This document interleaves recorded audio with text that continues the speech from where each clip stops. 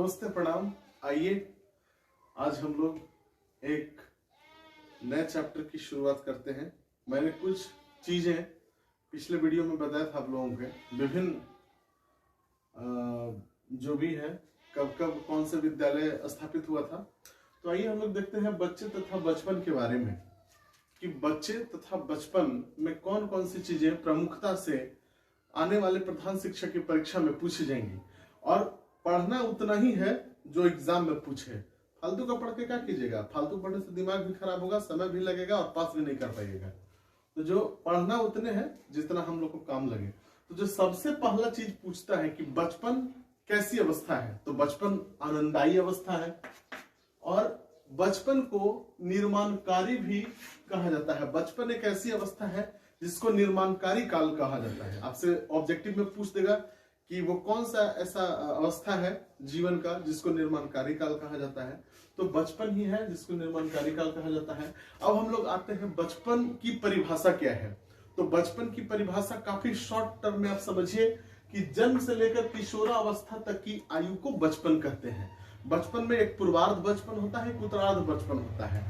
जो मतलब 0 से लेकर 6 साल तक की अवस्था है उसको पूर्व बचपन की अवस्था कहते हैं। और 6 से लेकर के 12 वर्ष यानी कि किशोरावस्था से जस्ट पहले तक का जो समय होता है उसको हम लोग उत्तरार्ध बचपन कहते हैं। अब उसमें भी कई अवस्था है, शैशवावस्था, बाल्यावस्था, तो उस पर हम लोग विशेष रूप से चर्चा करेंगे। लेकिन एक एक करके आप देखते जाइए कि बचपन में आखिर कौन कौन सा चीज प्रमुख होता है। बच्चा एक कोरी स्लेट की भांति होता है। बच्चा एक कोरी स्लेट की भांति होती है, यानी कि जो आप उसको समझाएगा, जैसा वो समाज में दिखेगा, जैसा अपने घर में दिखेगा, ठीक वैसा ही करेगा। अगर बच्चा जो है अपने आसपास में अच्छी चीजों को देखता है, अच्छा बनेगा। और देखा कि बहुत ढंढलाई हो रहा है, कोई गोली मार दे रहा है, कोई मुड़ी काट दे रहा है, तो क्या हो जाएगा? वैसे बर्बाद हो जाएगा। तो कहता है क्या फलानवा के लेके तो बर्बाद हो गया। तो ये क्या है? ये बहुत ही आसानी से समझने वाला चीज है कि बच्चे को उसके जो बचपन है, शुरुआती दौर में जिस तरीके से आप माहौल दीजिएगा उसी तरीके का वो बनेगा। यानी कि बच्चा एक कोरी स्लेट की भांति होता है, पहले से उस पर कुछ भी प्रिंट नहीं होता है। हालांकि ऐसा विशेष तौर पर कहा जाता है कि आज नए नए अनुसंधान हो गए तो लोग कहते हैं कि नहीं, बच्चा जो है स्कूल में आने से पहले कोरी स्लेट नहीं होता, क्योंकि वो अपने परिवार में, अपने समाज से 6 वर्ष की आयु तक बहुत कुछ सीख चुका होता है। और आप जानते हैं कि बच्चे को 6 वर्ष में एडमिशन कराया जाता है। तो बच्चा कोरी स्लेट की भांति होता है कब? जब वो अपने घर में, परिवार में रहता है। जब वो स्कूल 6 वर्ष का होकर चला जाता है तो कोरी स्लेट नहीं रहता है। उसके मानसिक पटल पर बहुत सारे तथ्य, बहुत सारी चीजें अंकित हो जाती हैं। तो अब आइए देखिए और क्या है। बच्चा अनुकरण प्रिय होते हैं। जो भी अपने बड़े बूढ़ों को अपने घर में, परिवार में, समाज में देखते हैं, जैसा करते हुए वे वैसा ही करते हैं, यानी कि अनुकरण करते हैं, यानी कि फॉलो करते हैं, यानी कि देखा देखी करते हैं। इस चीज को अच्छे से समझ जाइए। बच्चा देखा देखी करता है, आप उसको ऐसे कीजिएगा वो भी आपको ऐसे कीजिएगा, आप उसको मुंह भी रहेगा वो भी आपको मुंह भी रहेगा। तो ये बच्चे जो होते हैं वो अनुकरण प्रिय होते हैं। और क्या होते हैं? बच्चे आकर्षण का केंद्र होते हैं। बच्चा इतना सॉफ्ट, इतना कोमल और इतने व्यवहार में उसका एक अलग तरह का सत्यता होती है, बिल्कुल ट्रू उसका व्यवहार होता है, बिहेव होता है। तो उसमें जो है बच्चा आकर्षण का केंद्र हर बड़े लोगों के लिए और उससे जो अधिक उम्र के बच्चे हैं उसके लिए भी बच्चा आकर्षण का केंद्र होता है। और ये शैशवावस्था जो है, 0 से 5 साल की अवस्था तक को शैशवावस्था कहते हैं। शैशवावस्था को 2 भागों में बांटा गया है।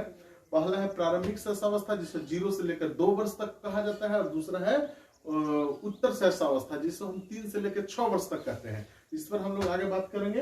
अब आते हैं प्रथम 2.5 वर्षों तक बालक का जो है मस्तिष्क और शरीर का जो विकास है उसका गति काफी तेज होता है। आप देखते होंगे बच्चा जन्म लिया 2-2.5 साल के होते होते मोटा ताजा थोड़ा बड़ा हो गया और कुछ मामा पापा दादा नाना और बहुत सारी चीजें बोलने भी लगता है।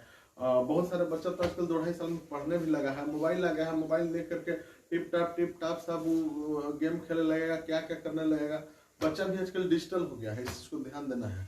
तो जन्म से लेकर 2.5 वर्ष तक की अवस्था में क्या होता है कि बच्चा जो है वो बहुत अच्छे तरीके से उसका मस्तिष्क और शारीरिक विकास होता है, बहुत तेज गति से होता है। ये पॉइंट नोट करने का है। और बालक का निर्माण काल तो मैंने बता ही दिया कि शैशवावस्था बालक का निर्माण काल है।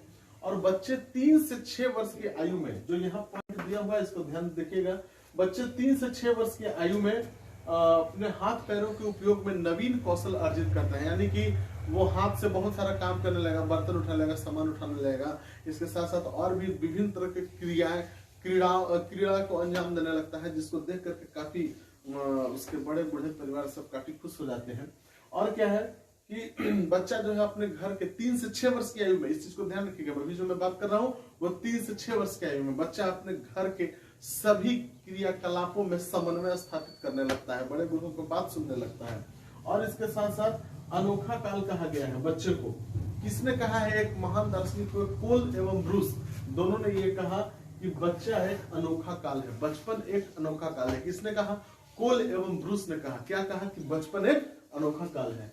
इसके बाद आते हैं हम लोग, बचपन में जिज्ञासा की विशेष प्रबलता होती है। आपसे पूछ देगा प्रधान शिक्षक में वस्तुनिष्ठ प्रश्न की वह कौन सा अवस्था है जीवन की जिसमें जिज्ञासा की विशेष प्रबलता होते हैं और बच्चे हमेशा प्रश्न पूछते रहते हैं, तो वो जो अवस्था है वो है बचपन की अवस्था। इसमें जिज्ञासा प्रबल होती है। बच्चे अपने घर में, पड़ोस में, समाज में, विद्यालय में कहीं भी जाते हैं घूमने फिरने, तो जो भी चीजें उनको नजर आती है वो देख करके पूछते हैं कि आखिर ये ऐसा क्यों है, क्यों है। बहुत सारे प्रश्नों की झड़ी लगा देते हैं। माता पिता कभी कभी जो है परेशान होकर बोलते हैं छोड़ो ना, एक ही बात बार बार पूछते हो, जबकि ऐसा नहीं करना चाहिए। बच्चे जब प्रश्न पूछते हैं तो उनकी जिज्ञासा को शांत करना चाहिए, उससे बच्चे का मानसिक विकास होता है। और माता पिता यहीं पे गलती कर बैठता है, डांट देते हैं, इतना प्रश्न पूछता है, नहीं डांटना चाहिए। तो वही फिर क्या होता है, बुढ़ारी में वो पूछता है कि बाबू रे ये के जाई था तो चुप रहा, बुढ़ा ऐसे होता है।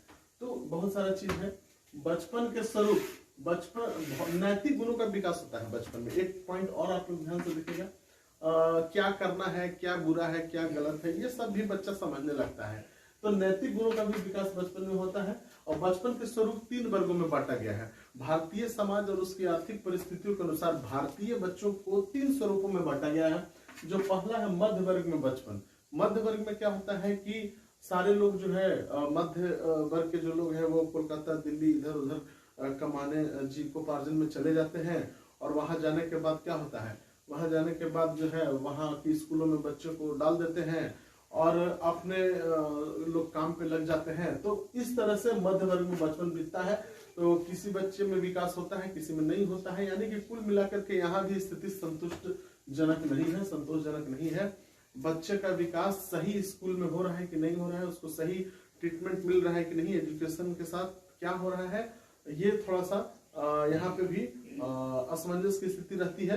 कोई बच्चा मेहनती है, परिस्थितियां साथ दे दी तो बच्चा निकल गया आगे, और नहीं तो क्या होता है फिर उसका भी, वो भी 10-11 बरस के बाद कहे कि हम स्पोर्ट लाइन में थोड़ा काम कर ले रहे हैं, थोड़ा ये कर ले रहे हैं जो दिल्ली उल्ली में काम होता है।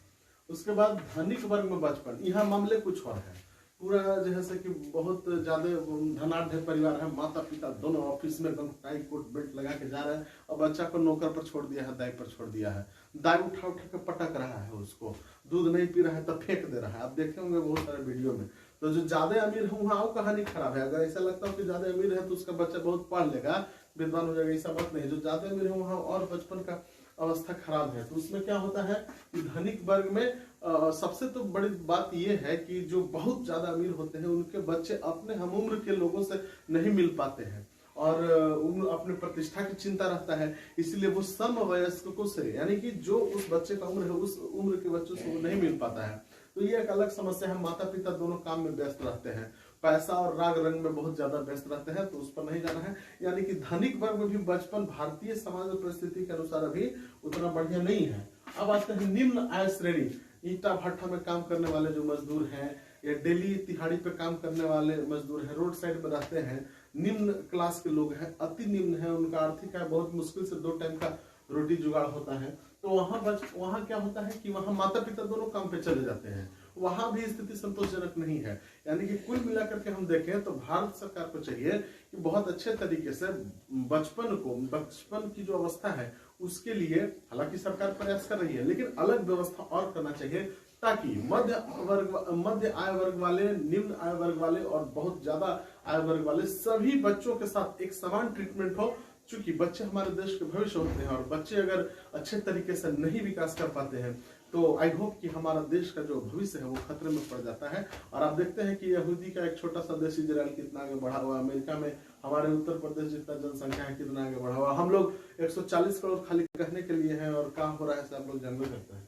तो ये देखिए यहाँ जो है अब हम लोग समझाएंगे कि जन्म से पूर्व जो होता है उसको गर्भावस्था कहते हैं, यानी कि बचपन का जो प्रारंभिक शैशवावस्था है, बाल्यावस्था, उस पर हम लोग चर्चा करेंगे। जन्म से पूर्व की अवस्था को गर्भावस्था कहते हैं। ये भी जो है बचपन का ही एक टॉपिक है, क्योंकि आखिर ऑरिजिनेटिंग जहां से हो रहा है उस चीज को इनिशियली हम लोग को लेना पड़ेगा।